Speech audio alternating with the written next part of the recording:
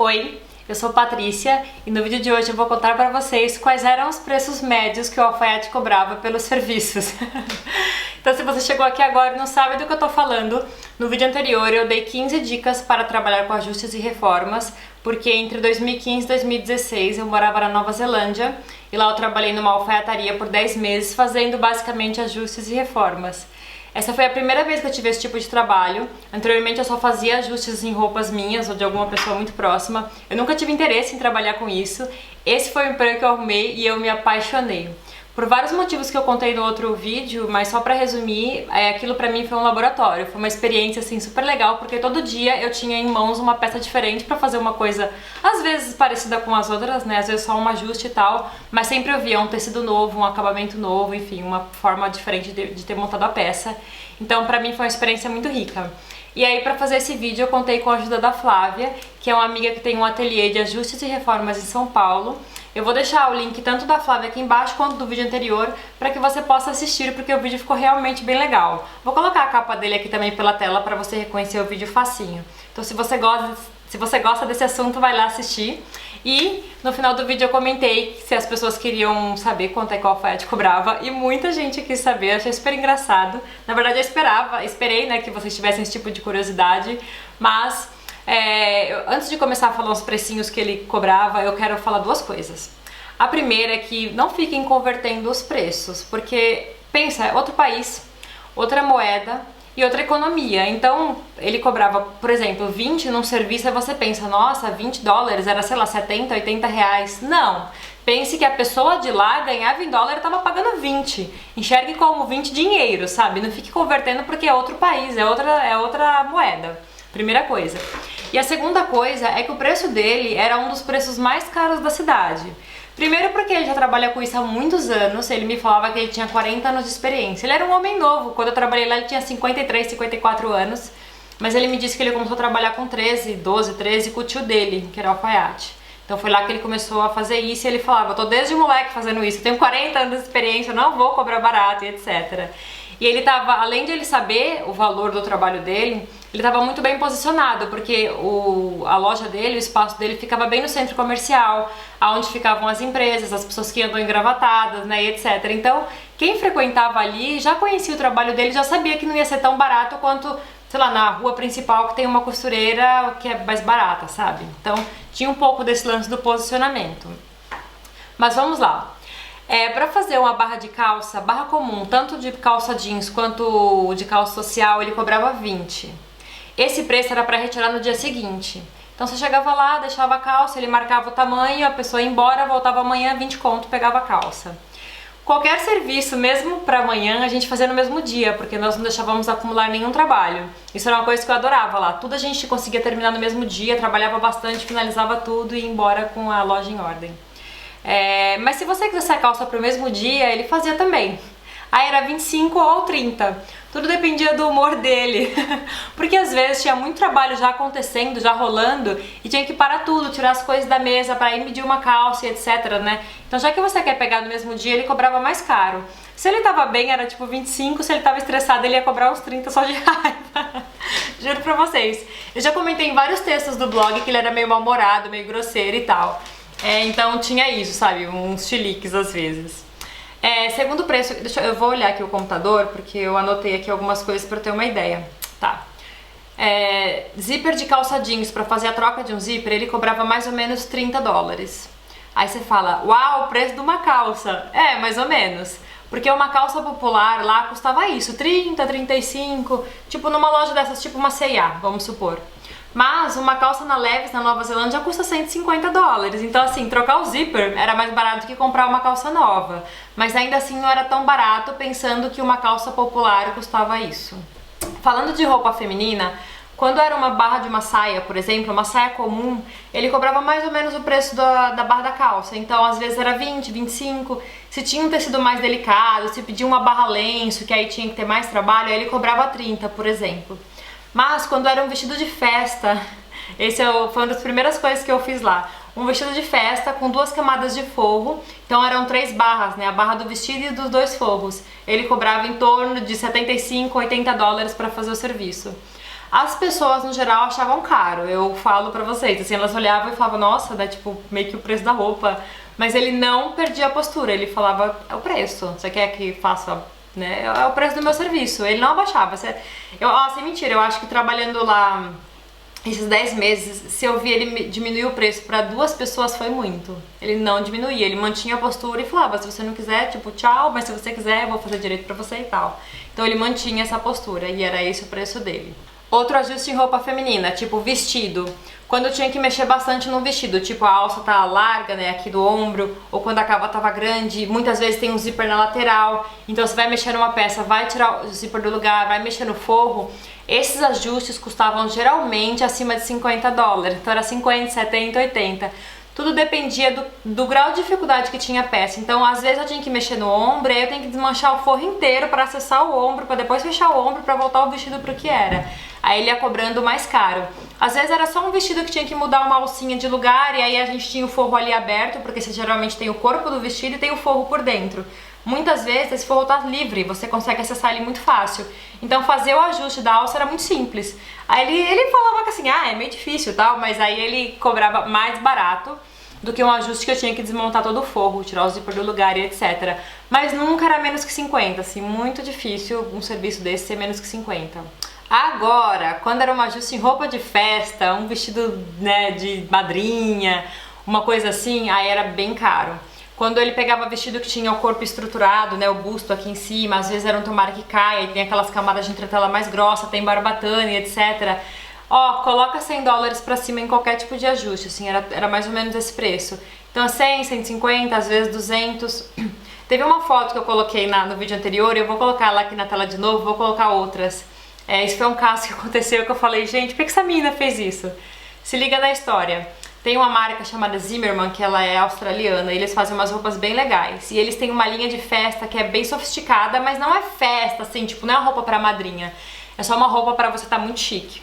E tinha 2 lojas que vendiam essas roupas na cidade. Toda vez que eu ia embora eu passava em frente a uma delas e eu tinha 2 possibilidades de caminho e em cada caminho tinha uma das lojas. E eu sempre via esse vestido na vitrine. E várias vezes esse vestido foi lá pra eu arrumar, eu mexi nos 3 dele. O último foi essa menina da foto que eu vou colocar na tela. O que aconteceu? Ela queria o vestido, mas o vestido não cabia nela. Tipo, ela usava 38 e o vestido era, sei lá, 34. Sem mentira, era bem menor que o tamanho dela. Não era um tamanho que ela fica assim, estática, sei lá, não come muito e fica lá e entra no vestido. Não, não era bem menor que ela. E aí ela foi desesperada querendo ampliar o vestido, mas meio que não tem como, né? Aí eu fiquei com o vestido, ela saiu, eu fiquei com ele, eu desmontei o forro, esse tinha um forro preso. E aí eu falei, ó, não tem tecido aqui dentro. O que tem é barbatana. O que a gente pode fazer? Tirar as barbatanas e aí a gente vai ganhar o espaço do tecido que envolve a barbatana. E aí eu desmontei a parte de cima do vestido todinha, tirei todas as barbatanas, passei todo o tecido e já falei que o ferro lá era maravilhoso, não era um ferro de caldeira, maravilhoso. Passei todo o tecido, montei todo o vestido, rezei para encaixar na saia. Claro que eu tive que manter a parte de baixo bem próxima do que era a saia e deu certo. Foi um trabalho super grande, eu fiquei mais de um dia fazendo, assim, deu bastante trabalho porque o tecido era delicado, a peça era muito luxuosa e ele cobrou muito mais que $200 por aquele trabalho. Pra vocês terem uma ideia, acho que o vestido não custou 300, assim, era um vestido caro, mas, né, tipo, sei lá, 300, $400, e a mina pagou 200 pelo conserto. 200 pra cima, viu? Porque eu lembro que ele cobrou bem caro e ele ficava assim... Ele falava assim pra mim, será que é muito? Eu falei, tá um pouco caro, então eu vou cobrar assim. Porque se ela reclamar, eu baixo um pouquinho e ainda fica dentro do meu preço. E geralmente ele conseguia fazer pelo preço que ele queria mesmo. Mas é isso, ele tinha muito essa postura de, não, aqui eu sou um alfaiate, eu tô há 30... Ele trabalhava mais de 40 anos, mas no ponto que ele tava mais de 20. E na cidade há 30, porque ele trabalhou um tempo em Londres, coisas assim. Então ele tinha essa postura de, não, eu vou manter o preço e tal, e no geral ele acabava conseguindo. Agora sobre ternos. Ajuste interno, vou falar em ajustes básicos, assim, tipo ajustar as costas, ajustar a manga que tá larga, ajustar a perna de calça, que era o que mais acontecia, porque às vezes a pessoa emagrece, né, e o terno ficou um pouco largo. Então esse era o ajuste padrão. Esse serviço começava a custar 80, $100 até 200. Por que eu tô falando isso? Se me aparecia um moleque com um terno de uma loja tipo C&A, um terno popular, ele já sabia que era provavelmente um estudante que não tinha dinheiro, né? Que tinha um terno, às vezes era o primeiro terno da pessoa, tal. Então, ele sabia que era uma situação que a pessoa não ia ter muito dinheiro, mas ele não queria perder o trabalho. Aí ele cobrava o mínimo que era o preço dele, tipo 80, pra ajustar tudo, né? A calça, o terno e tal. Mas quando ia lá um homem mais velho, com um terno Armani, uma coisa muito fina e etc, e ele já conhecia o cliente, sabia que o cara era, sei lá, presidente de uma empresa e tal, aí ele cobrava $200 pelo mesmo serviço, assim, tranquilaço. Ele não tinha uma tabela de preços fixa. Ele tinha na parede uma tabela de preço e tava tudo assim, a partir de. Então, barra de calça a partir de 20, ajuste interno a partir de tanto, a partir de. E aí cada hora, para cada cliente, ele tinha uma lábia. Ele sabia que um moleque estudante não ia pagar um preço alto, e ele sabia que um cara presidente de uma empresa, sei lá, um alto escalão, tinha dinheiro para pagar, e o terno era caro, e o cara até gosta de pagar essas coisas, então ele cobrava mais caro mesmo. E os serviços mais caros eram as reformas, quando nós tínhamos que desmanchar a peça inteira e basicamente meio que remontá-la. Uma vez foi uma moça com um casaco lindo, nunca esqueci, laranja, que era aqueles que vinham abaixo do joelho, chiquérrimo. Ela comprou num site, num tamanho maior que o dela. E ficou todo grande mesmo, ficou grande no ombro, ficou grande na manga. Então são ajustes que você tem que desmontar a peça inteira. Esse eu tirei o forro, eu tirei tudo. É legal porque você olha a peça por dentro, sabe? Gente, esse tipo de trabalho, pra quem gosta de trabalho minucioso, que é meu caso, vai se divertir. Porque, assim, claro, tem uma responsabilidade muito grande, mas é sempre, assim, uma novidade, sabe? Uma coisa pra aprender. E aí eu desmontei esse casaco inteiro e a gente teve que mudar, né? Eu medi o ombro dela, medi a largura das costas, medi tudo pra deixar o terno mais... o casaco mais ou menos próximo. O trabalho foi bem demorado, mas ficou assim, perfeito. Eu fiquei bem feliz porque o resultado ficou bem legal. Eu até vi essa moça depois, né, na rua usando esse casaco, porque ela era da cidade mesmo. E ele tava assim certinho nela, mas ele cobrou muito mais que $300 pelo serviço. Eu lembro que foi uma das coisas mais caras de todo o tempo que eu trabalhava lá. Foi tão cara que eu mandei uma mensagem pra uma amiga: gente, você não sabe o que aconteceu, hoje chegou uma menina e ele cobrou tanto, que era o preço do casaco praticamente. E minha amiga ficou: não acredito, tudo isso. Eu falei: mas pelo tipo de trabalho, pela responsabilidade que você tem, eu não acho nem que ele estava errado, sabia? Porque imagina, desmontar um casaco inteiro e não saber montar. Aqui tem os botões de um terno, por exemplo, aquilo ali é uma trabalheira danada. Você mexe no casaco, você mexe nos botões de um terno, por exemplo, que ficam os 4 botões aqui juntinhos, tem as aberturas das costas, tem que montar tudo de novo e ficar perfeito. Então assim, é muito trabalho.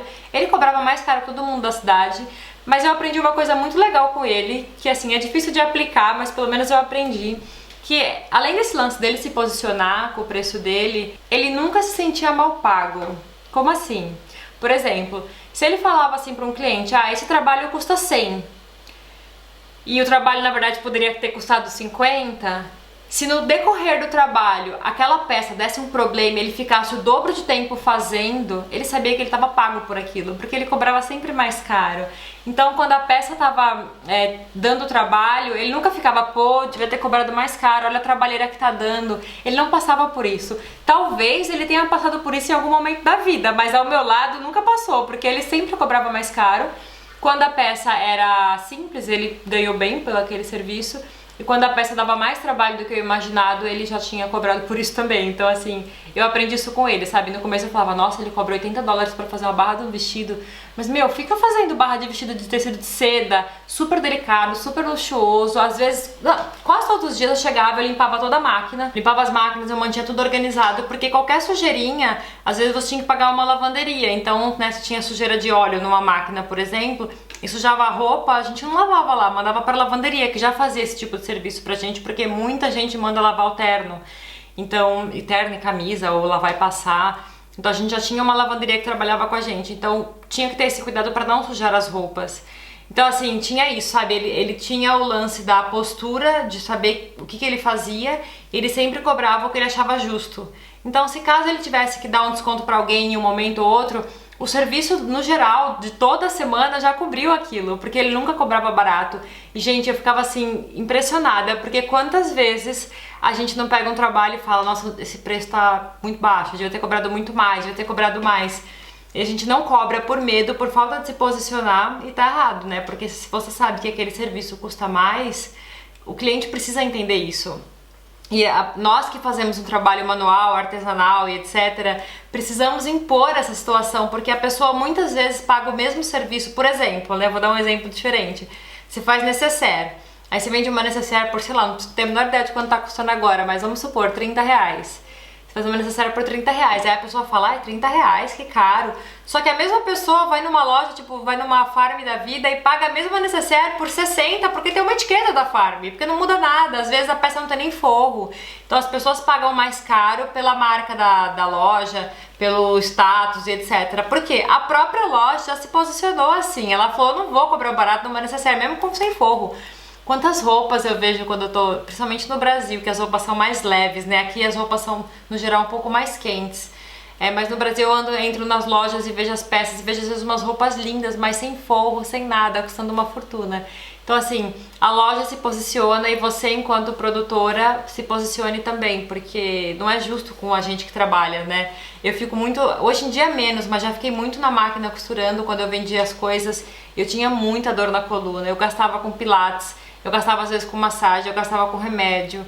Então assim, você tem um gasto físico, emocional, você precisa pensar. Não dá pra fazer, não dá mais pra gente continuar fazendo esse tipo de trabalho e não se posicionar, sabe? Não cobrar o que a gente acha justo.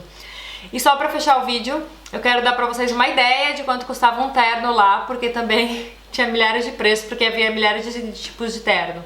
Então o terno custava a partir de 700 dólares.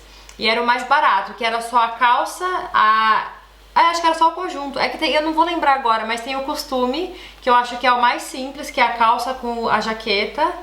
E quando é o terno, acho que é porque tem o colete dentro, eu não lembro. Mas assim, havia vários formatos. Então você poderia comprar só a calça e a jaqueta, né, que eles falam jacket. O meu costume falar e fico traduzindo para o português, mas a parte de cima e a de baixo. Você pode comprar a parte de cima com duas calças. Então tinha muita gente que fazia isso, comprava um terno para trabalhar, mas pegava duas calças, porque a calça lava muito mais, ela vai se estragar, então a pessoa tinha duas. Tem gente que compra a jaqueta, as duas calças e o colete, então você ia montando o que você queria. E começava em 700, mas assim, nenhum custava 700 no geral, eles ficavam 900, 1.200, tudo dependia do tecido, porque tinha só de lã, tinha misto, tinha lã com viscose, tinha tudo que era material. Tinha terno de verão que não tinha forro, aí ele era de linho, então ele é bem fininho, ele tem só uma estrutura aqui em cima. Eu não sei se eu tenho alguma foto disso, eu devo ter, mas eu vou procurar, se tiver eu ponho aqui na tela. Os ternos de verão, eles são de linho e ele não tem aquele forro, então ele só tem a estrutura aqui em cima que segura o terno, ele é mais leve e tal. Então assim, o preço variava demais, tanto pelo tipo de peça, pela quantidade de peças no jogo que você queria e pelo seu material também. Aí tinha fraque, tinha um monte de coisa lá. E você vai me perguntar também, né, uma vez eu escrevi isso no blog, por que que eu só trabalhava com os consertos de ajustes e não na produção do terno? Porque ele não produzia mais lá, ele só media e fazia todo o risco e mandava costurar fora. Por quê? Porque ele me explicou uma vez. Ele falou que antigamente ele fazia toda a produção do terno lá, ele era 100% artesanal, feito lá, só que ele tinha que manter uma equipe grande e um monte de máquina e consequentemente ter um lugar maior. Aí ele tinha 2 ou 3 costureiras, ele tinha um monte de máquina, porque é máquina para casa de botão, é máquina para isso, é máquina para aquilo, enfim, é um monte de coisa. E ele falava que era um custo muito mais alto. E com o passar dos anos foram aumentando as lojas na cidade que vendiam ternos prontos. E aí ele foi percebendo que ele estava perdendo o mercado e não compensava para ele manter aquela estrutura para fazer poucos ternos. Então o que ele encontrou, né? O caminho. Não era nem na cidade que eu morava, era do lado, perto, assim. Tinha uma oficina que só fazia terno. Provavelmente fazia de todos os alfaiates da Nova Zelândia. Ele tinha já o riscado, ele mandava todo o material e fechava lá. Às vezes vinha com algumas coisas sem terminar, porque, por exemplo, às vezes ele não tinha certeza do comprimento da barra, ou o cara falava, posso medir a barra depois porque eu tenho um sapato que eu quero usar. Então às vezes a peça vinha ainda um pouco desmontada e a gente finalizava ele lá. Mas no geral a costura completa, a estrutura era toda feita numa fábrica, numa oficina. E lá a gente fazia todos os ajustes de reformas e fazia também... eu não falei das camisas, né? Peraí, volta. Quando eu tinha que trocar punho de camisa, nossa, troquei muito, trocar carcela, reduzir o tamanho da manga, fiz muito disso. Custava a partir de 35, 40 também, mas às vezes ele cobrava mais caro. O que acontecia? Quando a pessoa comprava a peça com ele e tinha que fazer algum ajuste, ele cobrava um pouco mais barato. Mas quando a pessoa vinha com uma peça de fora, ele, né, falava, era o preço normal e uma peça dele já era um pouquinho mais barata. Deu pra entender? De novo. Quando a pessoa vinha com uma peça de fora, só para ajustar, ele tinha o preço mais ou menos fixo. Mas quando era uma coisa que ele já tinha vendido, porque as camisas ele não fazia a camisa, ele encomendava. Então quando ele, não dá pra fazer tudo, né, gente? Quando ele encomendava uma camisa e a manga tava muito comprida, ele tinha que fazer a redução, ele cobrava um pouquinho menos porque o cara já pagou pela blusa. Então, começava assim, 35, 40 pra trocar. Tinha dias que eu trocava assim, punho de camisa, carcela e tal, eu trocava 5, 6, assim, então eram 10, né, porque cada blusa tem 2. Fazia uma linhazinha de produção, assim, era um barato. Faz tempo que eu não faço isso, eu não esqueci, mas eu acho que eu perdi a prática, porque eu fazia muito rápido já no final do tempo que eu tava lá. O que mais a gente fazia em camisa? Quando a camisa tava muito larga, esse era um trabalho muito barato. Assim, muito barato. Mas quando a camisa tava larga, tinha que ajustar nas costas, ele só colocava pence. Aí era tipo 20, 15, 20. Nada lá era menos que 20. E era isso. Eu tava contando dos ternos, voltei pras camisas, mas de novo, os ternos não eram fechados lá, mas a gente fazia muito ajuste. E aí ele me ensinou algumas coisas. Eu mostrei na saia que eu tava fazendo, que eu mostrei no Stories, eu mostrei o alinhavo que ele me ensinou, que chama pad stitching. Ele me ensinou a fazer. Ele começou a me ensinar a fazer a casa de botão artesanal, que eu fiz algumas e ficaram horrorosas. Então ele ia me ensinando algumas coisas, mas por exemplo, eu não aprendi a riscar um terno, que é outra pegada, né? Muito diferente da modelagem feminina, das coisas que eu faço. Mas era assim uma delícia, eu gostei muito da minha experiência, super grata. Já comentei várias vezes, não ganhei dinheiro, mas ganhei um conhecimento assim que dinheiro teria ido embora, né? O conhecimento tá aí. Então tá, se você gostou desse vídeo, não deixe de dar o seu like. Se tiver algum comentário, deixa aqui embaixo, porque eu adoro, tô sempre de olho, tô sempre respondendo. E se você gosta desse tipo de vídeo é porque você quer aprender alguma coisa, provavelmente porque você trabalha com isso. Então, volte aqui pra ver o próximo vídeo e se quiser me ajudar, compartilhe também nas redes sociais. E a gente se vê em breve. Até mais, tchau!